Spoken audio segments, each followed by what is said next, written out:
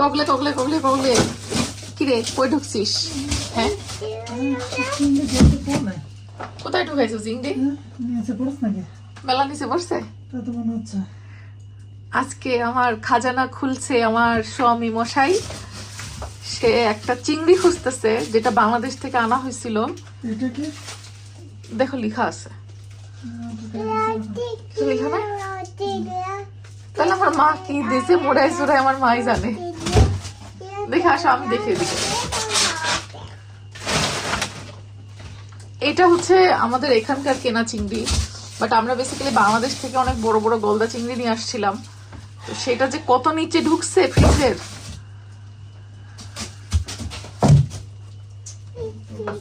আচ্ছা দেখি, আমি দেখি। সামনের উপরে কোথাও পাওনি? এটা কি? ওইটা বোয়াল মাছের মাথা। এই যে এগুলা সব আমাদের বাংলাদেশ থেকে আনা খাজানা। আমরা আসলে এই কয়দিনে কিচ্ছু ধরি নাই, কিচ্ছু খাই নাই, কারণ বাইরে বাইরে খাওয়া হয়েছে বেশ। তো আজকে যেহেতু বাসায় আছি, ছুটির দিন, এই জন্য ভাবলাম যে বাংলাদেশ থেকে আনা মাছ টাছে কিছু রান্না করব। তো সেই চিন্তা করতে প্রথমেই চিন্তা আসলো হচ্ছে গলদা চিংড়ি, বাংলাদেশের আনা, কিন্তু সেটা খুঁজে পাওয়া যাইতেছে না। এখন কি করি বলেন তো? এই যে মনে হইতেছে এই সাইড দিয়ে না, এই যে মাছ, শিং মাছ দেখতেছে এই সাইড দিয়ে। মাছ মনে হইতেছে এই যে এর নিচেই আছে।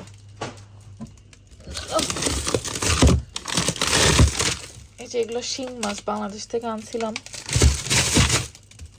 মনে হচ্ছে মাছের পুটলা এখানেই। ছোটটা রান্না করবো নাকি?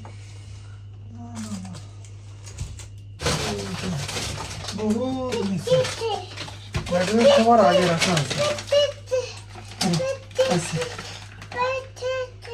এটাই তো, হ্যাঁ, ডালপালা সহ।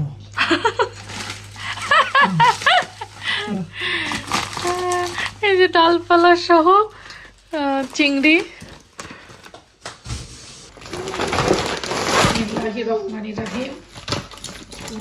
মাশাল্লাহ মাশাল্লাহ, সেই বড় বড় চিংড়ি, দেশি চিংড়ি। আর এই যে দেখেন এইগুলার যে পা, একটা কি বাঘা বাঘা পা। তাও তো এর সামনে পিছনে থেকে কাটে ফেলা হয়েছে। হ্যাঁ, কারণ এই যে আনার ঝামেলার জন্য আসলে। তাও তো এই চিংড়িগুলো যখন ভ্যাকুয়াম সিলে এই প্যাকেট করতেছিলাম, কয়বার করে জানি প্যাকেট লিক হয়েছে যে কাটাই। আমার কাছে অবশ্যই যে এই শ্বাস, এটা ভাল লাগে, এর মধ্যে শ্বাস যে আছে না, এটা মজা, এই জন্য আমি এই কষ্ট করে হলেও নিয়ে আসছি এগুলা। এই জিনিস কিন্তু ইংল্যান্ডে পাওয়া যায় না। বড় চিংড়ি ইংল্যান্ডে প্রসেস করা আছে, পাওয়া যায়, বাট এই যে এই পাটা, এটা পাওয়া যায় না। সেটা আজকে চিবায়ে চিবায়ে খাওয়া হবে ইনশাল্লাহ। আল্লাহ রিজিকের মালিক।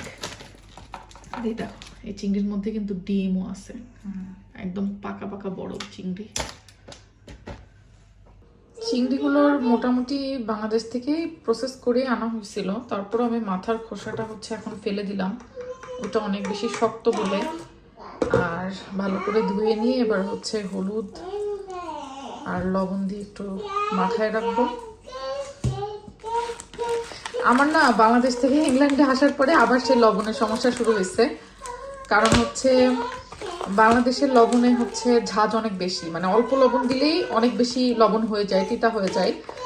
আর ইউকেতে এখানে হচ্ছে লবণের ঝাঁজ কম, তো যতই বেশি লবণ দেওয়া হোক না কেন অতটা হয় না, মানে পরিমাণে এখানে লবণ বেশি লাগে। সেম টেস্টের লবণ খাইতে হলেও বাংলাদেশের লবণের তুলনায় এখানকার লবণে একটু বেশি দিতে হয় তরকারিতে। তো আমার হচ্ছে যে বাংলাদেশে লবণ যেটা খাইছি আর কি, ওইভাবে চিন্তা করতেছি যে এখানেও লবণ হয় কম দিতে হবে, তো হচ্ছে না। আবার বাংলাদেশে যে আমি যখন রান্না করছিলাম, ওই রান্নার দিনও আমার সেম প্রবলেম হয়েছিল যে আমি লবণ কম দিয়ে ফেলছি। এই কম বেশির উপরেই আছি।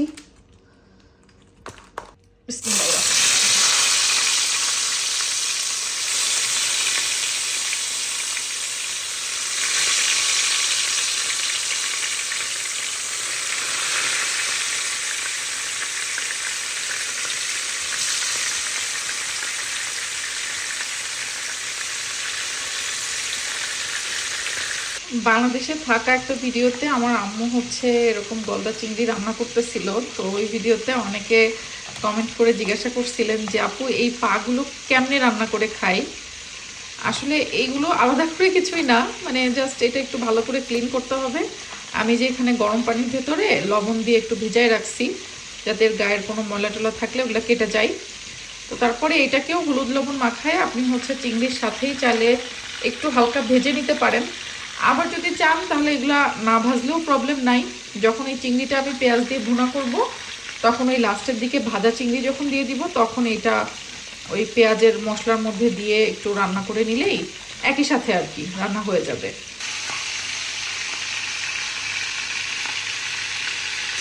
চিংড়ি কিন্তু খুব বেশিক্ষণ ভাজা লাগে না, মানে এটা এমনিতেই আসলে ভাপের উপর দিয়ে নিলেই নাকি খাওয়া যায়। তো বেশিক্ষণ ভাজলে আবার এটা শক্ত হয়ে যাবে।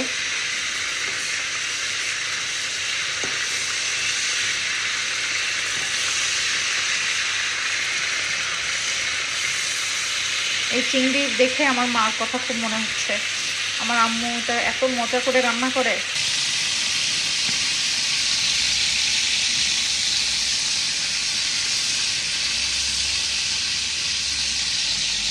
তোমার কয়টা চিংড়ি আসছে বলো? সবগুলো সবগুলো তোমার? তাহলে আমার কি? তুমি মাথাগুলো তো আমি মাথা পছন্দ করি না, তুমি জানো। তাহলে আর কি মাথাটা তো খাবা না। আচ্ছা, এটা যদি আমি না ভেঙে তুলতে পারি? তাহলে তুমি জেনিকাস। আমি না ভেঙে এটা তুলবো, বাট আমি চামচটাও চেঞ্জ করবো না। দেখা যাক। আচ্ছা দেখা যাক, যদি তুলতে পারি বলো তাহলে কি হবে? বললাম তো, তাহলে তুমি জেনিকাস। জিনিকাস কি? জিনিয়াস। ও সব দিয়ে ধরলা কা? হ্যাঁ ধরবো। আমি তো বলিনি যে আমি হাতের ব্যবহার করবো না। হ্যাঁ আমি বলেছি। কি রে আম্মু, আমি বলেছি একবারে, তুমি শুনেছো? চিংড়ি আমার একদম ভাজা ভাজি ডান।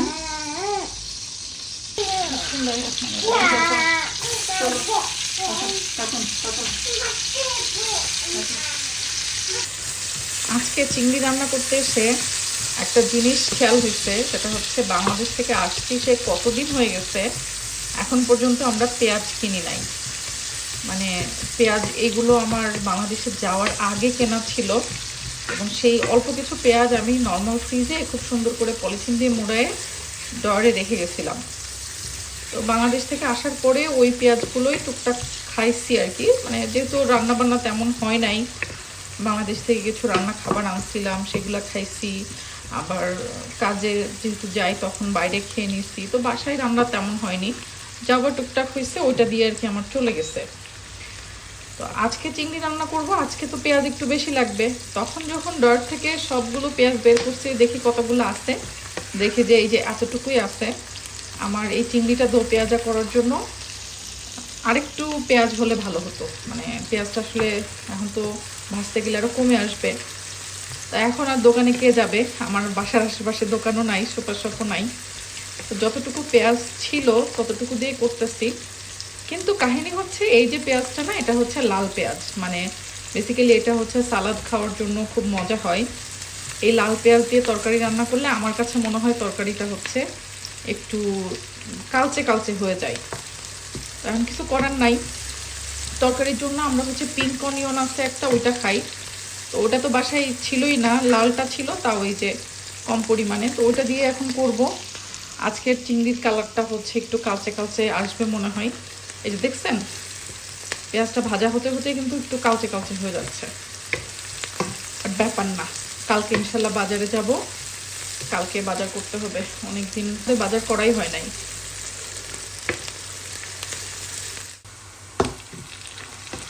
হচ্ছে আদা রসুনের ফ্রোজেন কিউব, যে পেঁয়াজ একদম কালচে হয়ে যাচ্ছে।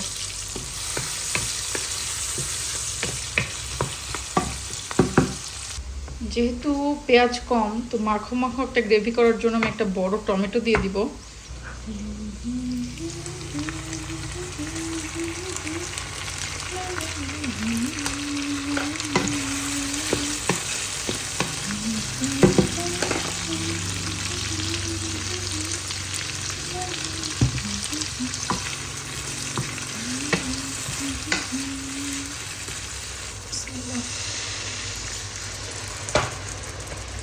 এবার আমি একটু জিরার গুঁড়া, একটু মরিচের গুঁড়া, হলুদের গুঁড়া, ধনিয়ার গুঁড়া দিয়ে লবণ দিয়ে এটা ভালো করে এবার কষাই নিব।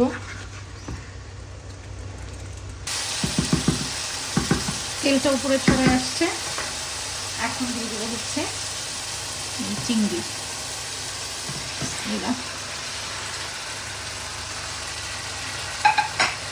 চিংড়িটা আমি একটু কিছুক্ষণ কষাবো, যেহেতু বড় চিংড়ি তো ভেতরে যাতে একটু মশলা যায়, একটু সময় আমি এটা মশলা দিয়ে কষাবো।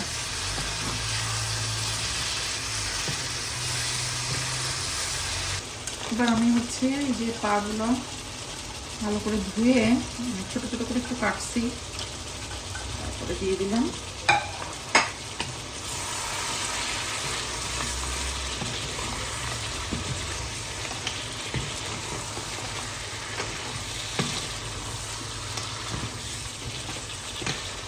হিট লাগলে এগুলো লাল হয়ে যায়। হ্যাঁ, এই আগে থেকে ভেজে নিলেও হয়, আবার এগুলো আসলে ভেতরে তেমন কিছু থাকে না, তো না ভাজলে প্রবলেম নাই।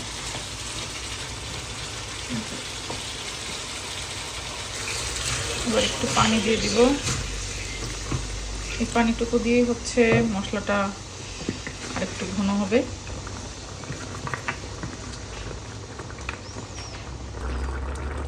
কাঁচা মরিচ দিয়ে দিলাম কয়েকটা। আমার রান্না ডান। একটু ঝোল ঝোল করছি, কারণ পেঁয়াজের গ্রেভি যেহেতু কম ছিল, ভাত তো খাইতে হবে, এই জন্য আপনাদের ভাইয়া বলছে একটু ঝোল করতে, হালকা ঝোল দিছি আর কি। ঠিক আছে না ঝোল? আজকে আর কোনো তরকারি রান্না করিনি। আমরা কিন্তু বেশিরভাগ সময় কাজের ব্যস্ততার কারণে দেখবেন যে এক তরকারি বা সর্বোচ্চ 2 তরকারি দিয়ে খেয়ে ফেলি। আমাদের বাসায় আসলে মানে খাবার জিনিসের বিলাসিতা খুব কম হয় এখন, আগে অনেক হতো। মেহমান আসলে করি অনেক রান্না, তাই না? এখন আসলে বাস্তবতা এটাই, মানে এটাই বাস্তব, এটাই বাস্তব। বাট তারপরও আলহামদুলিল্লাহ, ইউ আর হ্যাপি। ও এই জিরার গুঁড়ো দেওয়া হয়নি তো? দাও, মারো, তাড়াতাড়ি দাও। কি মারবো? যা খুশি আছে সব মারো। সব কিছু করে দেবো?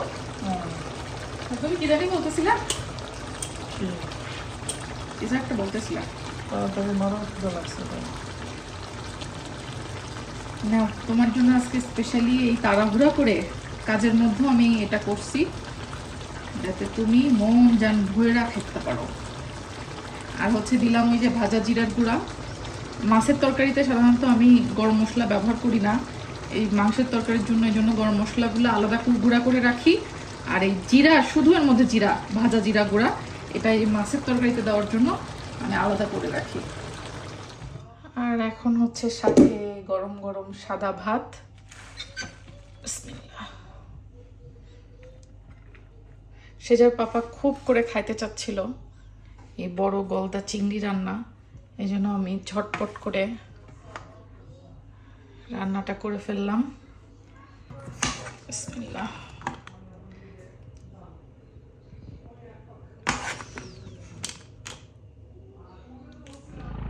ওই যে দেখেন উপর দিয়ে এখনো হেলিকপ্টার ঘুরঘুর ঘুরঘুর ঘুরঘুর করে, আর আমরা খাইতে বসি।